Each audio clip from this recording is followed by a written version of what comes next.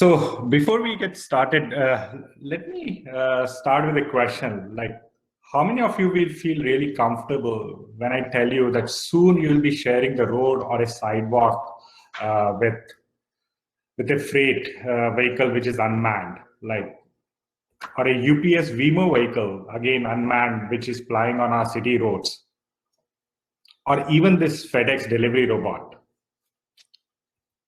or the small Jeffrey that was spotted in Toronto roads in late 2019. I'm sure as all these pictures have painted different pictures in your own mind, the same way our cities will have to start imagining the future and thinking about how they will embrace and adapt to this new innovation. Yes, I think autonomous vehicles are here, but are we ready? So today, me and my colleague Bruce, we are going to touch upon this interesting topic and share with you some of our own experiences through the work that we have been doing with cities in transportation planning. So there has been a lot of talks about CAV, and one of the things that we all feel with the widespread use of CAV, there will be a massive impact that is going to happen on our roads. They are going to make our roads more safer. They can reduce emissions and, in fact, increase the productivity. Like, in fact, it is estimated that the traffic deaths can reduce by almost 90%. Like, if you look at the data from US Department of Transportation of 2017, almost 37,000 deaths happened due to traffic. And out of those 37,000 deaths, 94% of that was because of human error. 94%. So again, if we introduce CAVs, that's going to have a huge impact, like a huge societal impact, where we can save thousands and thousands of lives. CAVs can help us in dropping of emissions by almost like 60%. Our travel times can reduce by almost 40%. And to top it all, there can be 500% increase in our lane capacity. 500%. Like, again, if we really think about it, even if it is 200%, it will be huge. What it means is, if we have to build new infrastructure, it will become much, much more cost effective. By using CAVs, we may only need 1/5 of the capital budgets that we need today. And it's not just the capital budgets, it's the ongoing operations and maintenance costs, or the life cycle costs for that infrastructure that goes with it. So obviously, all this data definitely points that CAVs is one of the biggest opportunities that we have today. And that's where our cities have to really get prepared to embrace this technology and start adopting it. The same is actually highlighted by the investments that are happening in this sector. Like, these are just some of the investments, the huge investments that are happening in the mobility sector. E-hailing definitely leads the pack, but there are huge investments after e-hailing which are happening in the CAV market. And the interesting thing here to note is, a lot of these investments are happening from tech companies. It's happening from companies like Alphabet, the parent of Google, Microsoft, or Amazon, and not necessarily just from the traditional, like, automobile companies. So it just shows how much of this space is really active by different technology companies, and a lot of money is getting pumped into this. Now, like, as much as we think, and all of us are looking forward to CAVs from a passenger vehicle perspective, but we feel the initial thirst is going to happen on the freight side. So let's understand a little bit on the freight side. Like, today, between Canada and US, there is about $800 billion of freight revenues that goes annually, that is there. Amazon, like, which was just like an e-commerce company, is now a logistics company. 5% of its business is in logistics, and Amazon expects it to grow by 15% by 2025. And that just shows that the sheer increase that they are expecting that is going to happen for the e-commerce. And on the other side, we have a shortfall for truckers. In Canada, there are about 25,000 truckers less. US is estimated to be around 150,000 truckers less. So again, there is a interesting push and pull between demand and supply that is happening here, where the demand is exceeding the supply that we have. And that's a gap that really we feel the CAV can really help us. They can fill up the gap, they can effectively help to reduce the cost, and they can definitely help us for better utilization of our trucks or the infrastructures. Another interesting thing on the freight is, and this is again related to what is happening with freight now, the B2B freight side of the logistics is highly profitable, but the B2C is something that is not very profitable, and in some cases it is even a loss leader. But the growth really is happening on the B2C side. So the companies cannot ignore B2C. They really have to put in money and they really have to service the B2C, but that's not very profitable. So again, from a lot of these freight logistics companies, there is this push that is coming where they cannot leave the B2C market, but at the same time, from a financial perspective, it does not make sense them to expand on B2C. And that is where, again, as we saw in some of those pictures earlier, like FedEx experimenting with delivery robots or that mini Jeffrey, those will become more and more important to actually get the deliveries done within our city, because the last mile deliveries is where the major cost is incurred. So I think with that, I would just like to jump into, like, with CAVs coming into our cities, what are the impacts or what are the opportunities that are there, and are our cities ready for it? And we'd like to look at it from three lens perspective. The first one is a technology opportunity. What does that mean? Changing landscape, and from an operations perspective. So let's first understand from a technology perspective. One of the interesting things, like again, that happened in 2020, and again, just because of COVID, suddenly cities realized the importance of curbside. The curbside was actually used for pickups and deliveries. It was used for like dropping off people. It was used for even restaurants. And with that, it became a very scarce commodity. And the cities actually didn't have any mechanism to actually actively manage the curbside. Like, one of the challenges the cities have is they don't even have the data, like a digital data of the curbside.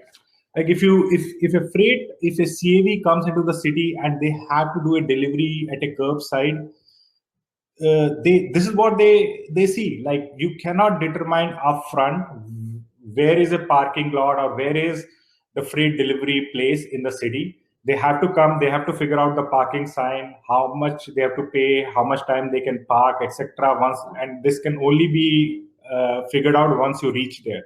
So there is no digital layer that exists today of the curbside. And without the curbside data, you cannot actually manage the curb or the deliveries that can happen on the curbside. So that becomes a really, really important underlying infrastructure that the cities would have to look at. So the cities would have to start looking at a digital city layer, a layer that shows the road, it shows the curbside, it interfaces with the signaling systems, and all that ties with CAVs together. And that is something that needs to start happening in our cities. But the good news is there are solutions like Curb IQ, which are now popping up. This was, in fact, a hackathon idea that happened in our own company, IBI, last year, where the people suggested this as an idea to digitize the curb and digitize and create a digital layer of the city. And now this has been implemented, and I'm pleased to share that some of the cities are now working with this team Curb IQ to create this digital layer of the city. And some of these things, as they get implemented, will really enable the deployment of CAVs or us to be able to dynamically change or monitor our curbside from a delivery perspective. So this is an area where the cities would have to step up. There are other areas where if you feel the CAVs can really contribute well to the city. Like CAVs themselves can be a sensor. They can be a sensor where they can give huge amount of data about the traffic conditions in the city, in fact, conditions about the pavement in the city, or weather conditions.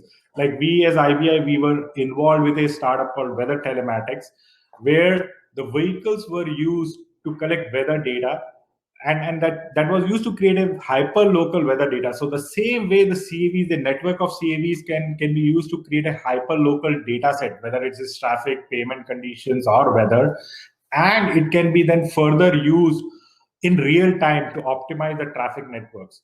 Or in future, the cities can really use that data from CAVs for better planning of the city networks. So this is an opportunity that the cities can actually take with CAVs to really uh, for the betterment of the networks that are there in the city.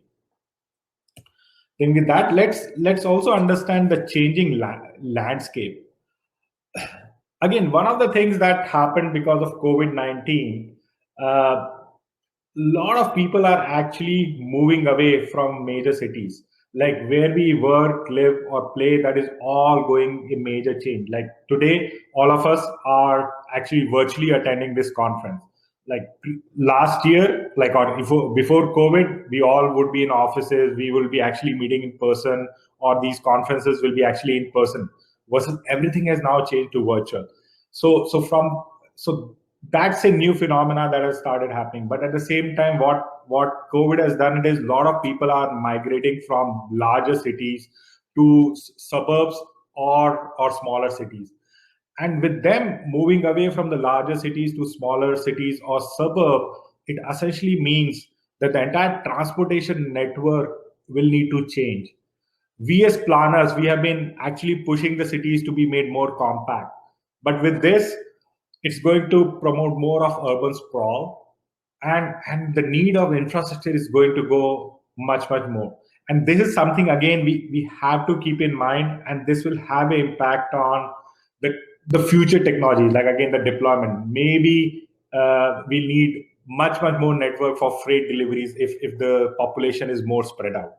So these are certain things, again, to watch out for as we are thinking about deployment of new mobility options.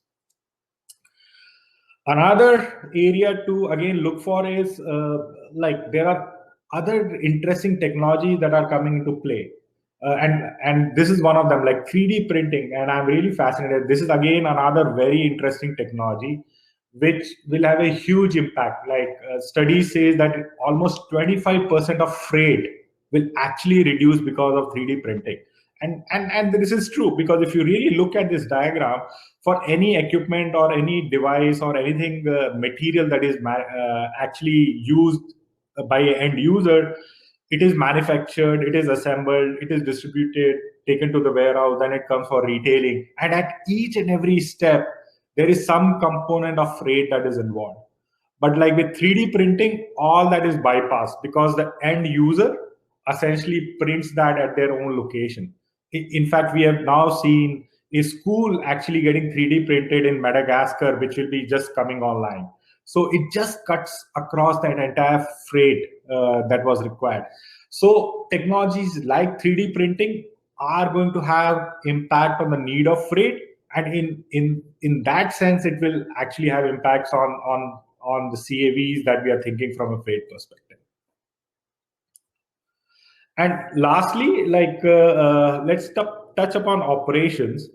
And in operations, let me just show you a video of Jeffrey, like that I showed you early in my presentation. The small robot that was seen on Toronto Road, just to give you a glimpse of what will happen on our roads.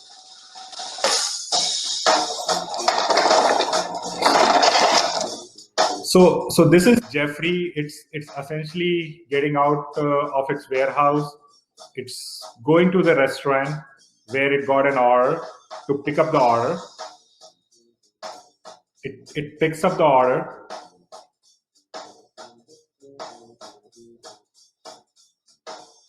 And now you will see Jeffrey navigating people and even crossing a signal to actually deliver this package to the end user. Jeffrey, give me my food. Yes! So, isn't this amazing? Like, as to how this delivery robot picked up a package and actually delivered it to the end user, navigating everything that is there on our city roads. That's really amazing. But imagine if you were one of those persons who are there on the sidewalks and there are like 20 Jeffreys that you spot on a sidewalk. How will you deal with it? How will you react to that? And these are some things that our cities will have to really solve. Just like we have dedicated bike lanes, are we going to have like dedicated lanes for some of these delivery vehicles or freight vehicles? Are we going to have that? Are we going to have freight corridors? And these are some things that our cities have to start thinking about as we are thinking about planning of the future networks of our cities. The another area to really think about it, let's say we solve the curbside issue, we even come up with freight corridors or a solution to that. Another phenomena to keep in mind, it is in many cities, like for example in case of Toronto, a lot of delivery centers are actually in neighboring cities like Brampton. So a lot of deliveries actually happen from Brampton into Toronto. So if Toronto allows deliveries using CAVs on the curbside and Brampton does not allow it, or some of the neighboring cities don't allow it, then that becomes a huge issue. So all the cities, neighboring cities, will have to come up with consistent policies and processes so that some of these technological innovations can be really supported. So we really need to look at how policy and processes are put up at different levels. It's federal, provincial, as well as city levels to really help to push forward these innovations. And I think with this, I wanted to leave you with some final thoughts. Like no innovations actually happens in vacuum, right? We must always consider all these deployments like as an intersection with between themselves as well as with society, and we need to understand the benefit and the losses that we'll have, like the trade-offs that will happen because of some of these innovations. Like for example, all of us are aware AI is such a powerful technology, but again, we have to be careful on areas where we use AI and where we limit the use of AI. So there will always be a balance that we'll have to actually think about. So as I said earlier, where we live, work, or play is undergoing a huge change. It's there is a push that is right now happening where people migrating towards smaller cities or suburbs, and with technologies like CAVs, it will actually promote urban sprawls to happen. But we as planners have been always pushing for making our cities more compact. And these are some things, there will be always the push and pull that will happen, but we have to keep some of these overall points in mind about what does it mean for us to create urban sprawls. Like we'll need to create more infrastructure to service that as we design the future of our cities. Another thing that will happen because of CAVs is like one of the good things that will actually happen with CAVs is if robot taxis really pick up, like we may not be even required to pay parking, or there may not be any parking tickets. But on the flip side, it's going to have a huge impact on revenues of cities. Parking constitutes a major revenue source for cities. And with the reduction of fuel surcharges that comes to the government because of CAVs, the cities would have to start looking into alternate sources of revenues. And that is something, again, we all have to think about. And lastly, there are a lot of interesting technologies that are also taking shape at the same time. It's 5G, 3D printing, cybersecurity, quantum computing. All these have different impacts, and they will form a new equilibrium. And we'll have to essentially understand how all these impacts as we look into the deployment of CAVs and actually better utilize these technologies for us. I think with that, I'll hand it over to Bruce to actually share with us some of the experiences, our own experiences with respect to cities as we are planning the cities for the future. Bruce? Thank you, Deepak. So as Deepak mentioned, I do work for the public sector. So I'll bring a municipal planning perspective of how cities are preparing for CAVs and the municipal role and its potential emerging role in this area. If you go to the next slide, Deepak.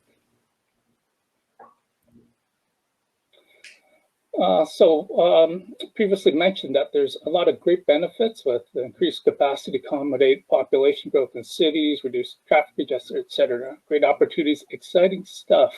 But again, our problem is technology can get too far ahead of our public planning and regulation, and therefore there can be some unintended negative consequences.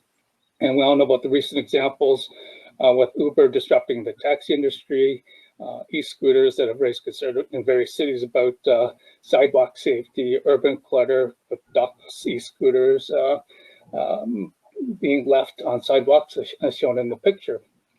But when we're talking about AVs, the implications are much greater because it affects transportation and building infrastructure and land use. And these take decades to change and really define our cities. And it's very hard to undo our mistakes. So while the technology is here, we know AVs are coming. So it's really important that we plan our cities for this future. And going to the next slide, again, the benefits, more efficient use of corridors, congestion, all that good stuff. But it also, from a public policy point of view, it provides mobility to all people of all ages and abilities. So people who can't drive or don't have access to a car, they now have the mobility options available to them. And AV goods delivery helps everyone. And this can all contribute to a healthy and prosperous city if we implement things right. But going to the next slide, as Deepak had already mentioned, there can be disbenefits, and left unchecked, it can lead to negative impacts in how our cities evolve. And there's a wide range of opinions on how AVs will help or hinder our current traffic problems, for instance, as the increased amount of travel on the roads due to the added convenience and availability to people is greater than the increase in vehicle capacity on roadways that AVs would provide. So we're kind of worse off. And work that others have done, I've done, so that it probably gets worse with more traffic congestion and bigger problems without public interventions. The big concerns from a city planning perspective is that AVs will promote sprawl, as Deepak had mentioned, and those negative impacts, and that transit, on-demand transit by private companies can undermine the public systems and reduce public transit accessibility that hurts lower-income people and priority neighborhoods. So moving on to how we align private and public sector goals. Again, any good private sector business, including technology providers, are motivated by profit and will innovate within the rules to maximize it. And so with respect to AVs, the public sector is still in its infancy in terms of policies, guidelines, and regulations to guide the future implementation of AVs. So at this point, it's important to ensure AV providers are aligned with the broader city building objectives that can result in some win-win situations and fulfill the future vision city planners have for kind of the sustainable, healthy, prosperous 15-minute cities that we're planning for. Going on to the next slide. Freight and goods, as noted, are expected to be the earliest public implementation of autonomous vehicles. They're lower risk than passenger transport, and again, it already exists in many points in the freight supply chain. And going on to the next slide, just some examples of autonomous freight delivery, AVs and drones, and also truck platooning, sidewalk delivery robots are on the near-term horizon. So let's go on to transportation planning. And I'll briefly cover the next few slides what municipalities are doing and can do to prepare for AVs in the future. And looking at transportation master plans, which I'm very much involved with, cities prepare for, if you can move to the next slide, Deepak. Cities are preparing for future in transportation through transportation master plans that look and plan for about 25 years in the future. So we're looking at 2051 right now, and define the city's transportation infrastructure, the roads, transit, rapid transit. We need to build services, programs, policies to allow the cities to kind of grow and prosper. And as noted before, the visions include vibrant, people-oriented cities, multimodal, reducing sprawl, etc. So where does urban freight fit in there? If we can move to the next slide. Fortunately, municipalities are still really playing catch up on urban goods move in general, let alone with AVs. Transportation master plans that have been done, and I've done some 25 of them, many of them currently, and the focus has been on sustainable transportation, rapid transit, public transit, walking, cycling, and that has a lot of strong citizen support, a lot of political support. Trucks have that negative impression still as being dirty, dangerous, and not safe for our children. And but the need to really change that perspective of urban freight is really critical to the economy, and a healthy, vibrant, prosperous city can't be done without effective urban freight, and autonomous vehicles can be a very key part of that plan. So when we look at planning in the next slide, kind of the considerations that municipalities look at and have guidelines and policies for include kind of the land use planning, and we know AVs could have a big impact on layout and where jobs are and where you live and how far you can go. It's street design, as noted before, and again, these are covered in transportation master plans. The next slide, complete streets, is kind of one of the key areas that's getting a lot of attention right now in city planning and transportation master plans. And complete streets are just designing streets for people of all ages and abilities, and therefore they're all the various users, be it road, vehicle, pedestrian, cyclists, goods are reflected in space needs and cross sections and standards. But again, unfortunately, goods movement is hardly recognized in any of the major Canadian cities, let alone getting towards AV and goods delivery.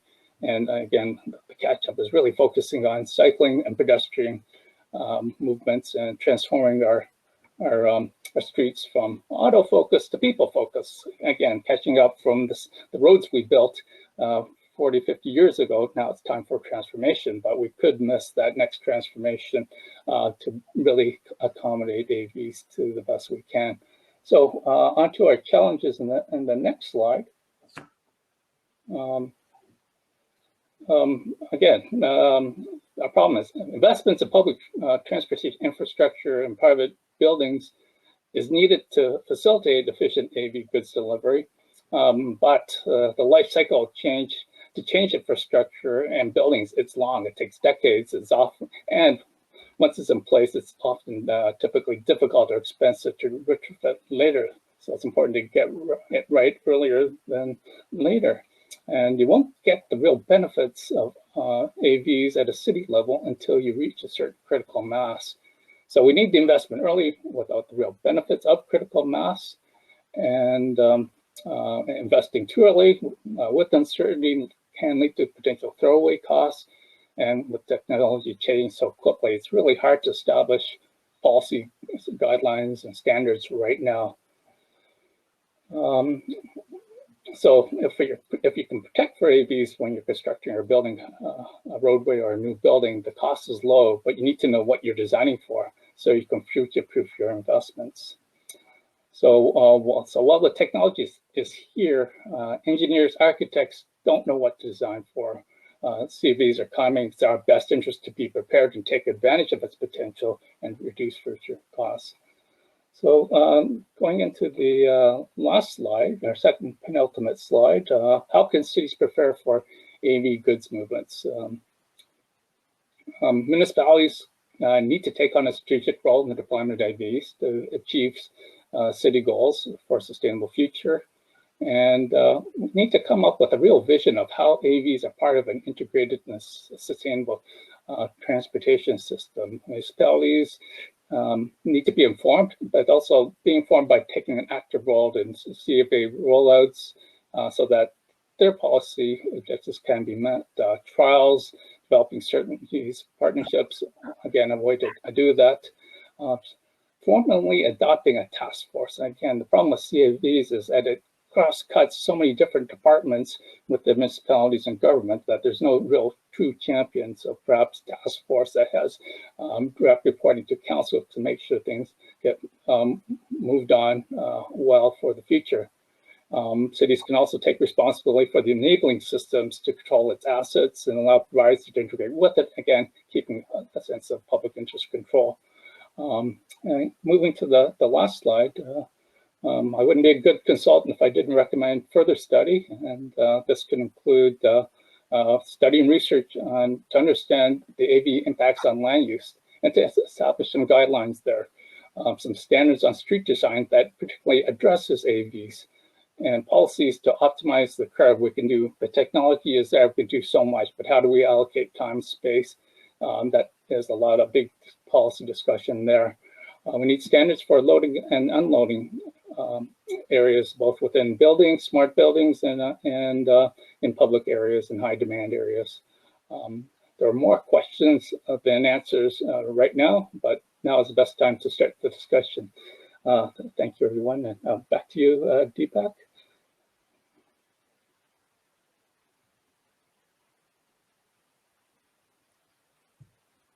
Well, thank you, Bruce. I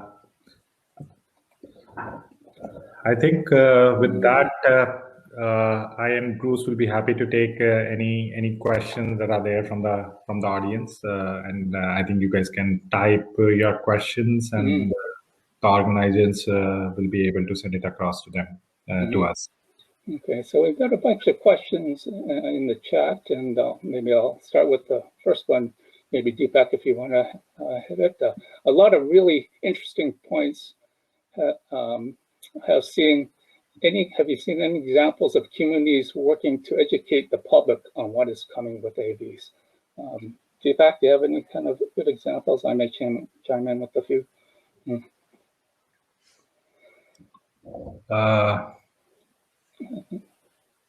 Sorry, which question are you referring to, Bruce?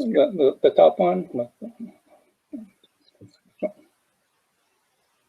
So in terms of what examples of, and there has been some public consultations. I wouldn't say a whole lot of examples. Again, with the transportation master plans that I'm involved with, there's a lot of public consultation, of which AVs gets a very small part of the discussion.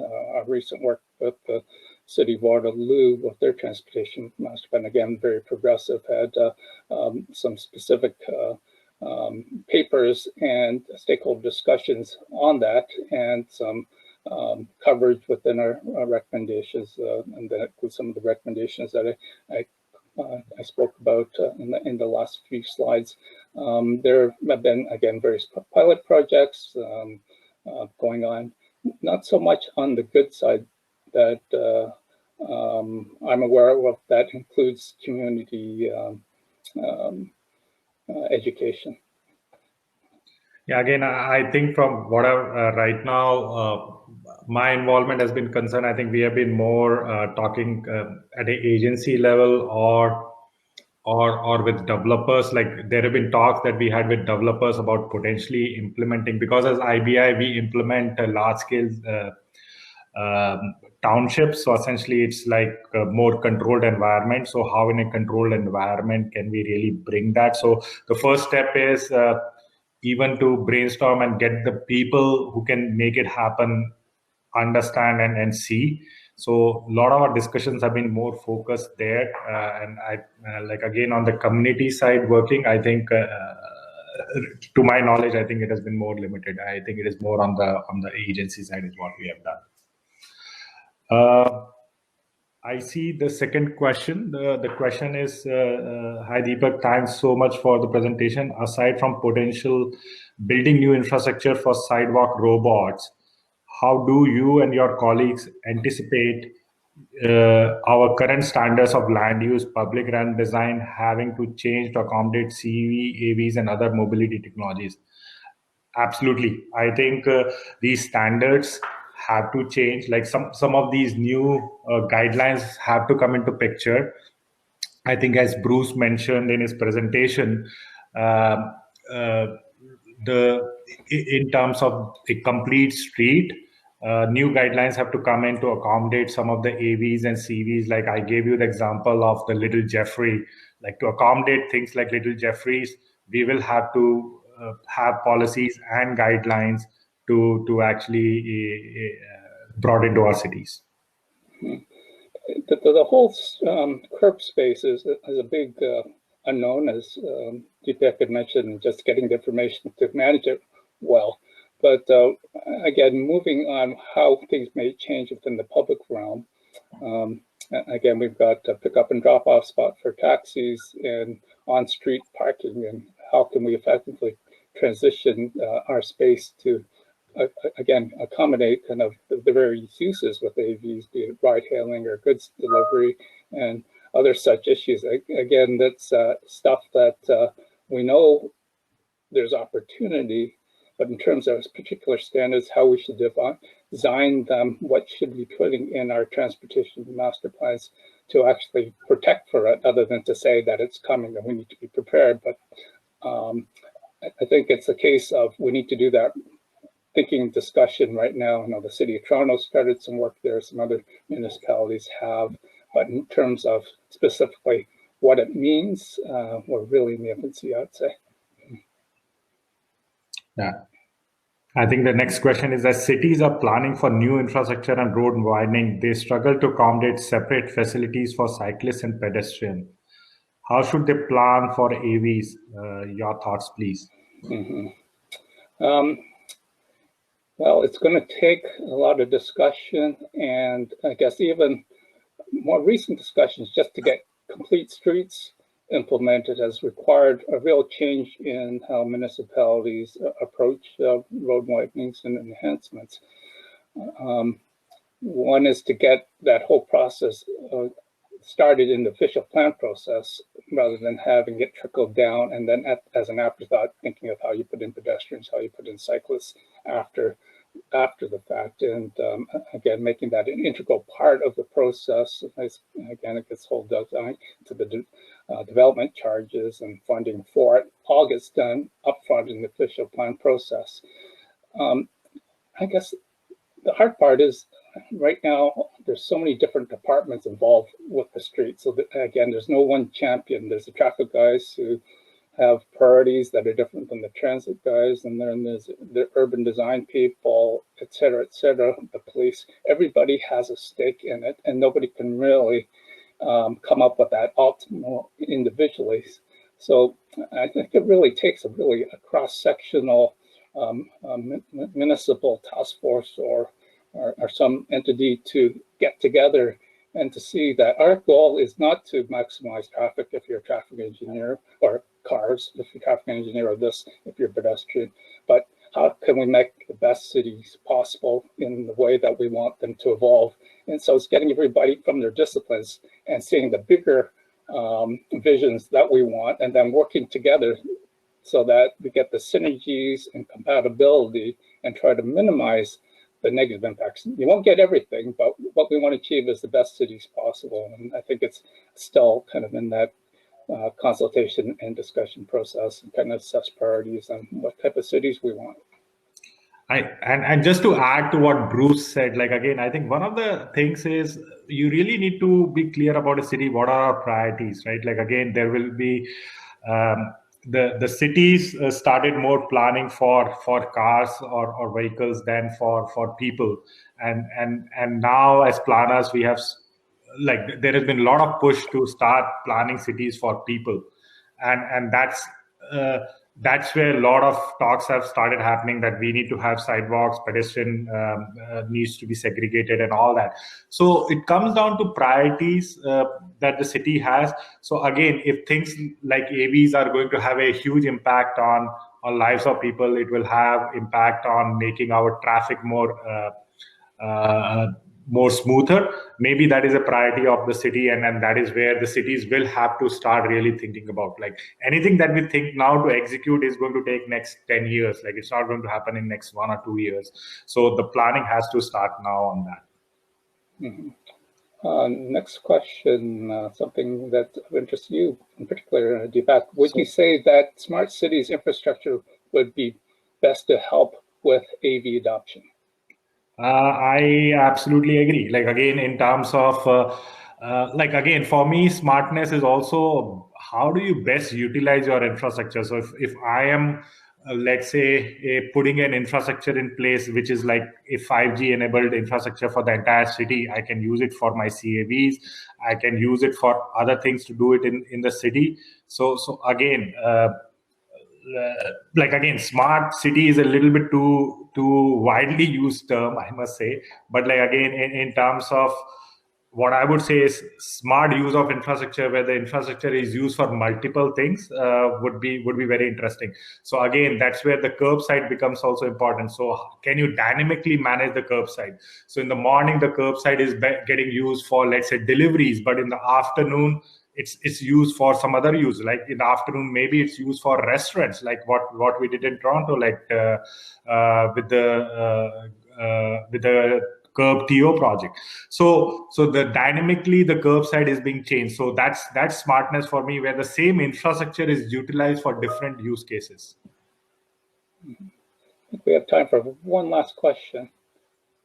Sidewalks are already scarce resources. Patios, street vendors, furniture zones, and soon delivery robots. Any thoughts about how these changes will impact vulnerable road users and pedestrians? And yeah, that's part of that complete streets type of approach that I mentioned earlier. And again, we're changing kind of the philosophy or the emphasis from moving vehicles to moving people and being people places.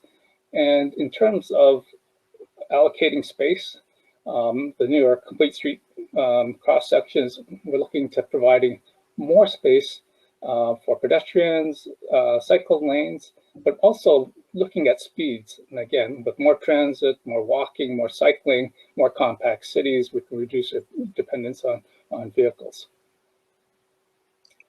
Okay, I think that was all, Bruce. So with that, I think we'd like to close the session. Like maybe like Justin, like to welcome you back to stage.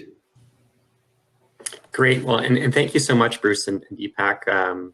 Great insights and a really cool lens on all the opportunities that are ahead with autonomous vehicle technologies, along with some of the opportunities that will help us solve some of the challenges too that you mentioned. So thank you very much for your time today, and really appreciate hearing from you.